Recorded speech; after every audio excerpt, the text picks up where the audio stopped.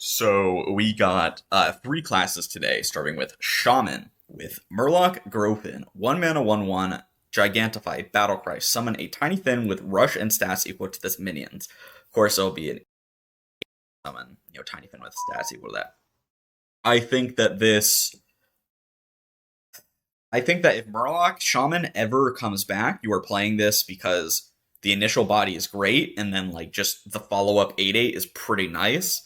I don't think this really sees play anywhere, but like Murloc Shaman's kind of just not good is more of it. This goes incredibly fucking hard with Scargill, but like, meh. I think this card is good in Murloc Shaman for sure, but there's just no Murloc Shaman to play. Then you have Rocket Hopper, which is a 5 mana 10/10 Rush Beast Overload 4. Obviously, this card sees no play in Wild. I really don't. I wish that I didn't have to explain why, but some people don't understand. If you play this card, it kills one minion. Maybe it kills two, and then you skip your turn 6, or your turn 7, or your turn just to have a little bit of an Odor Versated minion that doesn't actually do anything for you. This card's fucking terrible. Wave of Nostalgia, 5 mana, transform all minions into random legendary ones from the past. Sees no play in Wild. The only board-based Shaman deck is Even Shaman, and this is not an even number right here. Okay, now that we got the terrible Shaman cards out of the way, we actually have good cards in Flickering Lightbot. 3 mana, 3/3, Gigantify Mech. Costs 1 less for each holy spell you've cast this game. This is a really good card. Here's the big one.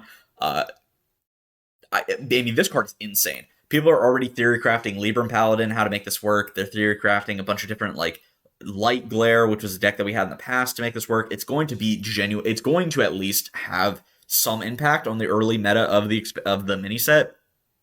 Does it have staying power? I'm not too sure, but it's something that I at least look forward to, that Libram Paladin is getting support. This is a really, really, really good card in that deck. And I genuinely think there will be a world where Libram Paladin will come back. Of course, when you play this and this, they both are 1 tick discount for your Light Spawn. So you can do that as well. We can get, or Light Ray, sorry. So you can get Light Rays out with them easier. It's just a really fucking good card. Like, genuinely speaking. This will see play in Paladin. It's just, I don't know if Libram Paladin will be good enough. I'd expect it to be at least, like, kind of playable, but it's definitely not going to be a meta breaker, I can tell you that.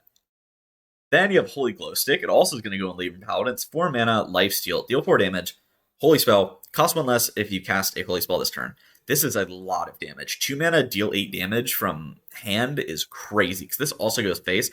This card obviously goes in Libram Paladin and adds a lot of lethality to the deck. This will probably get nerfed for standard. Like, let's be real here. There's no way they're letting 2 mana deal 8 exist in standard when you have 2 copies of this. So there's a world where this gets nerfed. I think this card is really good. It'll definitely see play in Libram Paladin. It'll see play in a couple Paladin decks. Mainly, I need Paladin deck that can run spells is the thing. And I think this card is just great. Then you have Whack-A-Gnoll. 1 mana, discover a Paladin weapon from the past, doesn't matter. Give it +1/+1. So it's 1 mana, discover a Paladin weapon, give it +1/+1.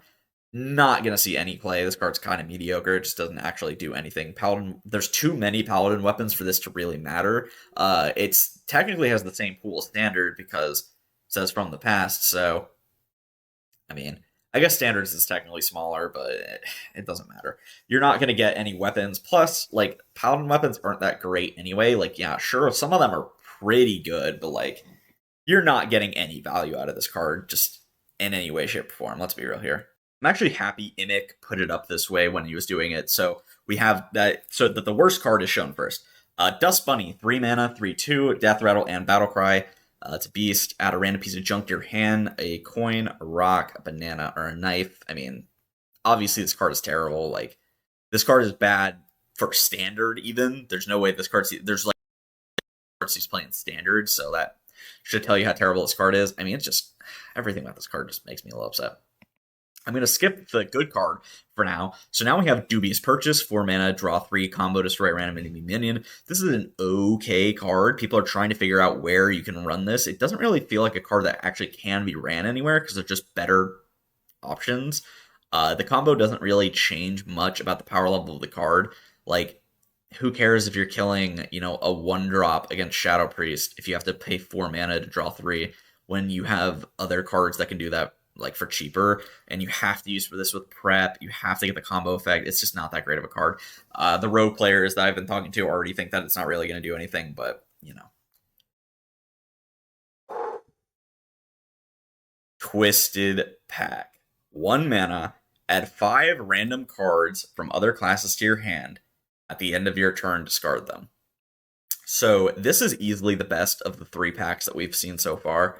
I could do an entire video on the fact that this card is going to be great. In fact, I'm going to show you the theorycraft deck that we've already been working on. I guess I should have specified this card is obviously going to be good in Rogue. There's so many ways to use this, and it's so much better than the other 2 packs. Like, it's crazy. So this is the deck that I've theorycraft personally, and I've had a little help from Rogue players and the Rogue Discord to help with this. The whole idea is that you play, you know, Obsidian Shard, WILDPAW, GNOLL, and they become 0 mana just off of your Twisted Packs. You can do it on turn 1. You have Sonia, which synergizes incredibly well with WILDPAW, GNOLL. We already know that when Maestra of the Masquerade still worked with GNOLL, that it was a very good combo. So now the fact that you can actually do it on turn 2, 3 rather than 4 or 5 on average makes it significantly better. And then it's just generic good Pirate Rogue package, which is also incredibly powerful.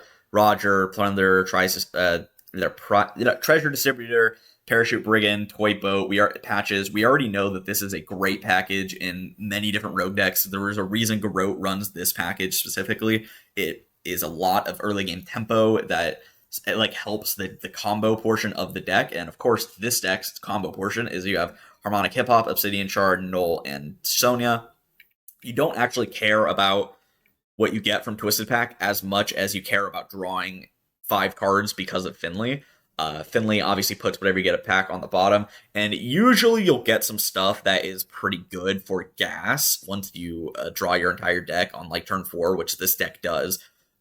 It's not drawing as efficiently as Garrote Rogue, I'll say, because you don't have things like Ghostly Strike or like Shadow Steps, that kind of junk, because you have to make more space to be able to run the package. 1 or 2, 3, 4, 5, 6, 7, 8, 9, 10 cards to be able to run this stuff. So you do have a little less card draw, but like it's not that big of a deal. Let's be honest here. The fact that Finley does give you so many cards makes it really good. You can put Twisted Pack on the bottom. The cards won't discard. If you get late game cards, you can use it as extra gas, which is really good for a deck like this. I think this will actually be a pretty meta relevant deck. A lot of people seem to think so as well. There's just no way that a deck that can have a 3/3 weapon and a 3/5 on board on turn 1 relatively consistently isn't going to be good. Like, that is such an insane high roll, and the fact that you can do it on turns 1, 2, 3 pretty consistently makes it so it's just that good. Especially from the fact that if you have Obsidian Shard on like 1, you play Hip Hop on it, and then Hip Hop again, and you have a gigantic weapon that your opponent has to deal with and can't do very well, because weapon removal on turns 1, 2, and 3 is the hardest time in the game to remove weapons. Part of the reason why things like Mind Rogue were so broken, Kingsbane are so strong, is because they can just push a lot of damage for free and not have to worry about weapon removal, because weapon removal is also really bad in this game. The best weapon removal card is the tradable Snake, which you don't have, which is not that great of a card. Anyway, Twisted Pack is going to be a good card. If you enjoyed, make sure to like, comment, subscribe. Tell me what you think about the deck. Tell me what you think about that deck below, actually. But tell me what you think about these cards. Do you think that any of them are going to see play? Do you think I was wrong about any of them? Do you think I was right about any of them? Tell me what you think below. I'll see you guys next time. Peace. All right, repeat after me.